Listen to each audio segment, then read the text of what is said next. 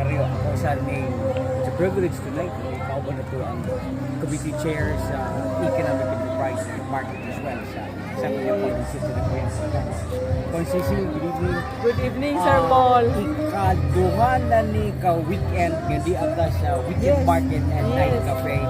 How do you assess so far? This is the second Friday na of our weekend market and night cafe, no? And I've noticed nga mas daghan og tawo karon nga simanaha. Nga nag-start ta sa Friday atong last week, nag-start ta Friday gihapon to. Karon nga Friday, second Friday, mas daghan ang tawo. And kung ma-recall atong last week, Friday, muna inaana kadaghan ang tao, then nagkadaghan sa second day, dayon pagka Sunday nagkadaghan. Karon na po Friday, mas daghan pag yun ang tao karon kaysa atong previous week nga mga tao nga ni Asa na ito nag-attribute so far? Siguro atong of course atong opening nga nag-announce gyud ta, and then radyo baba. Radyo baba, then ganina na ako'y nakitaan nga naghan sila nag-vlog. So nakadungog ko nga nag-istorya to ang vlogger nga naana siya diri sa Usamis, ihang i-feature ang mga ang palibot niya, no? 360 degrees. Ingon siya nga naana ko diri sa night market sa Usamis. Uy, nabibo, nagyud kaayo ang Usamis. Mao nagyud ang Usamis. Niana siya. So with that lang nadunggan na nato, isa lang to siya ka vlogger. Mo spread out na gyud ang ka-bibo o kuan sa ato ang night market. I've noticed pamilya maski mga Yes, bata na. yes. Kung tan-aw na to ang ato ang children's playground, puno kaayo maski gabi na, no? And then ini ka Saturday and Sunday diri sa atong adult outdoor gym, mapuno po ni siya og Zumba dancers, no? So every Saturday and Sunday 6:30 magsugod ilang Zumba up to 7:30. Then sa likod sa amphitheater na to, Karon na po'y music, hello. Na po'y music na to banda. This is another banda, different banda from last week. And tomorrow we also karon di I see Artemis band. Tomorrow another banda. local artist. Local artists, good Sir Paul. Kay as I've said, we support local industry and local artists, local talents. Cons, Ato agit ni. moving forward after this month, kay murag month long every Yes, weekend yes. Kung sa imong mamahing recommendation so far, karon pa lang, ikaduhang semana pa lang. Sa Yes, moving forward. karon no karon kay schedule naman gyud nato ang 4 weeks nga Friday, Saturday live entertainment band. So by May we are already open for any activities dinha nga kinsay mag-hold og program or activities, maybe mga recital baron or kinsay mag-concert. Pwede na ta open na ta ana for the meantime free pa. Okay. Ihatag sa to ang mayor nga free ang gamit sa amphitheater. Sir Paul, naana din ning nag-book May 31, Friday, last Friday of May, naanay nag-book nga na activity nato with featuring a artista. Really? Pero it would be a surprise nga activity, no? Di lang sa aming mga marites, ha? Yes, Basta dili artista. lang sa. Basta naatay artista nga muanhi. Konsensya ka, sir. O na, surprise! Muna surprise ang So, okasyon. Bitaw. Di yun ka madala. dili. Kami kung pwede rin. Dili gyud. So, makita sa nato, Sir Paul, karon ang ato ang mga vendors, Yeah. mas daghan silang baligya. Karon. Mm, Di ba mas murag daghan. dito pang extend nga mga Ang tables, tables karon murag extended na sila every vendor murag na sila 4 tables. Sa last week 2 ka tables lang, karon 4 ka tables na, puno lang gihapon per me. Correct me if I'm wrong, we are not after on the kita sa LGU, di ba? Yes, ang ato yes. is ato nagibuhi ang negosyo Yes, pala. yes, Sir Paul, that is right. That is why ang ato ang gihatag nila nga business permit, temporary business permit, it's free. Free. Libre dito. Free ito ang katong distribute nato nga temporary or special business permit from the mayor. So free.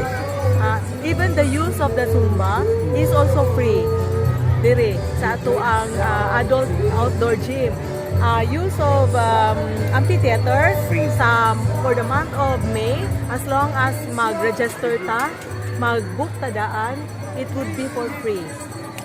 I see. So, I guess kana one way of kana bang Encouraging, encouraging as well Yes. sa mga negosyante. Yes, Sir Paul, nagpamatuod yun that the LGU is really fully supporting local businesses. Sayop tayo lang gingon namingaw mo tangis. Yes. Di ba? Yes, Sir Paul. Kay kung naagyo dito activity, magawas gid ang mga tao sa Osamis. And the price sa ato ang mga baligya diri is kanang customer friendly, affordable gud kaayo. So, budget of below 100, mabusog ka na, di ba, Konsehal Janfeng? Below 100. Naami nahimamot ganina from Marawi. Yan nila gid sila just to see the place. Kay nakadungog sila nga na ay night market. Oh. So and then maka-attract gyud siya og mga bisita, no, kay because we maintain the peace and order. Yun, that's my next question. Even if the vendors are serving drinks, but we cannot find mga customers na unruly. We cannot find mga nagka-rumble din ha. Still, ang closing time is 12 midnight. Yes, 12 midnight kay ang ato ang curfew is 1 o'clock in the morning. And for kanang minors, it's 10 o'clock ha. So ang ato music is up to 10 o'clock. 10 o'clock. Ato ang amphitheater. Again, mintras ko ang napatay pipila ka mga weekends, of course, Sabado and Sunday. Things, those are watching. Yes, for those who are not, for those who haven't been here sa ato ang wellness park and weekend night cafe, anhin na mo dinhi kay ang mga tao, kamo na lang na ulahi. Anhin na mo dinhi bisitahi ang atong wellness park, tan-aw nato ang kabibo, kahayag sa atong lugar, tungdadon ato ang mga friends, loved ones, families to enjoy the night here in Wellness Park. Mabalik lang kung gamay ha. Balikan ko itong peace and order. Yes. Sa point of view kamo as local businessmen, how would you assess so far sa lihok sa mga pulis? Always good ang atong pulis na dali ra kaayo nato matawag, and then very open atong mga pulis, any reports, any mga ato ang madunggan nga unsay nahitabo dinhi, very sensitive sila na, very open, and then atuon dayon na adayon ang responde, and diri sa cities makita nato na ay mga patrol cars nga nagpark gyud siya. So police visibility is very, very important. Once makita nila nga ay naa day pulis, sa ato pa na ay nagbantay. Sa ato pa, dili data basta-basta diri nga makapalusot. Dili data maggulat nga awa bitaw pulis. Pero nakita nila nga everywhere naa di ay.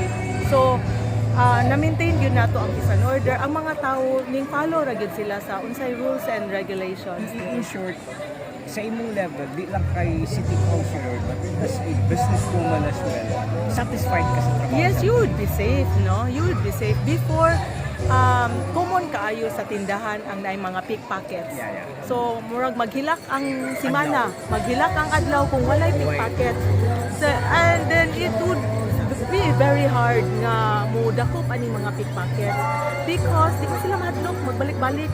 If dakop, madakpan nimo, dayon mangontak sila mga friends, ma-release, dili ta makapa-police report kay nag-contact na sila mga strings din ha. So karon mo responde naman gid ang police. So wala na gyud, dili talagsa na lang gyud kaayo ng pickpocket. Sa una very, very common gyud. Everywhere, every store maka-experience gyud ana nga nagi pickpockets. Cons, if you don't mind, tipas kong gamay. One final thought from me. Kumusta ang pag-follow up sa mga teachers? Those, you as chairs education, after receiving those tablets, how are they so far now? Very happy. Daghan gani nag-host nga kanang nalipay kasi na silang tablets ilang gipang post no kay makatabang gyud sa ilahang teaching process. Dayon na ay nag-post man pud ko nga it's a LGU funded nga tablet nga program. So na ay nag-comment, ay sana all. Kaya diri sa among lugar, wala mi tablet. Teacher po to siya, public school teacher. Big city ha, in the Visayas. So, siya kami diri wala mi tablet. Pero naami smart TV sa ilang classrooms funded by the LGU, funded by SEF. Ingon po, uy, naapod mi ana. Oh, naasad po mi ana, pero wala po sila katong tablet for the students po. Wala. So, kita diri sa atong usamis, kita dinhi sa ato ang miss-off, no? Kay naman tay 1F, 1P program. Unique gyud kaayo ang ato ang mga programas and activities nga gihimo sa atong LGU diri. Makita nimo nga tutok gyud kaayo ang ato ang mga government officials kay walay undang ang mga projects. No, walay undang ug una-una unsa pa may lain. Unsa pa may ato ang mahuna-hunaan nga kaayuhan sa mga sa katawhan. So always kita ang trailblazer. Yeah. Exactly. From quoting Mayor Indy, kita ang nanguna, no? And something nga maayo nga sundon pod or maka-influence po ta sa uban pod nga mga LGUs and community. Cons, as usual, it's our privilege to have you. Thank you for being here. Thank you for monitoring the success of our weekend market and night cafe. So again, inviting you all to visit Wellness Park during weekends. Okay, Coach, how about sa mga interesado pa nga mga local business na to? Yes, daghan ko ayo nang utana di ay saan ba? tuod. So sa pagkakaroon for the month of April puno pagyud kaayo ni siya. But we are looking into other areas nga mahimo na po natong night market nga different na po siya og product or different na po iyang market. Kay daghan pa man ta diri sa city nga city center nga pwede pa nato ma-develop, pwede pa nato ma-rehab or ma-transform into ingon ana night market. How about sa City Hall? Doon na pa yung mga vendors na to. And yun sa Boulevard, no? Unsa ba ito? Ang sa City Hall, everyday, yun na siya. Every night, yun na siya nga na whether naatay weekend market diri sa Wellness Park, dito na yun na sila. Dili pwede nga, dili mahitabo nga wala sila kay naa diri ga open. So continue gihapon to sila dito. Then ang ato ang boulevard, ang boulevard karon is nasa sa highway, no? So murag gina-discourage na siya. Kay maigo na siya sa ato ang road clearing ordinance and national law. So maybe the barangay will relocate siguro sa ilang kanang mga vendors along the highway para avoid accidents and ingon ana kanang sagabal sa hazard siya sa sa traffic. Ang local government unit doon nag assurance nga mabuhi gyud atong mga local mga business. Sure, mabuhi gyud siya. Especially if kita pod mga usamis nun, kita pod ang mo support, kita pod ang mo patronize sa ato ang mga kauban ra pod kay igsuunan diri sa usamis. And ang atong LGU usamis is always gyud nanguna og support sa ato ang mga local businesses, even sa kaning mga mag-supply ta sa ato ang mga suppliers nato sa ato ang mga gikinahanglan diri sa syudad. Always gyud na unahon ang local sources and suppliers. Usa pa pud nakahatag og kanabag paagi nga nag-host no ang Misamis Occidental sa Bagoy lamang ato sa Regional Festival of Talents, no? Festival of Talents. Yes. nakita po nila diri no ang ato ang lugar. Yes, nasuroy nila ang Osamis kay Osamis is always a part of Misok.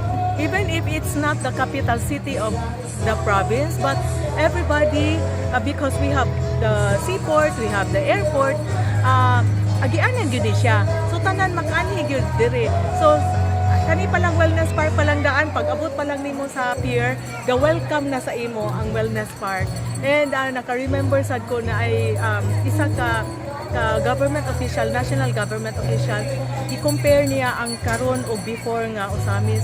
Pag abot kuno niya sa una, moabot kuno siya din higikan sa pier, ngit-ngit kuno kay ning dapita, mahadlok dayon kuno siya nga hay mo din ni Osamis, hadlok lagi no nga mura siya kanang forest nga walay suga. Pero pag open sa atong wellness park, na kuan gyud siya, na amaze gyud siya sa transformation nga kung unsa to kangit-ngit sa una, kung unsa to kalapok sa una, unsa kahugaw, karon ingon ani na siya kahayag. Mura na siya small city within a city. Ingon, no, di ba Sir Paul, no? Okay, nakita ba ninyo Cons no nga ang Osamis mo-compete na niya po no sa umabot nga mga katuigan sa mga dagko nga mga cities no diri sa Asuba.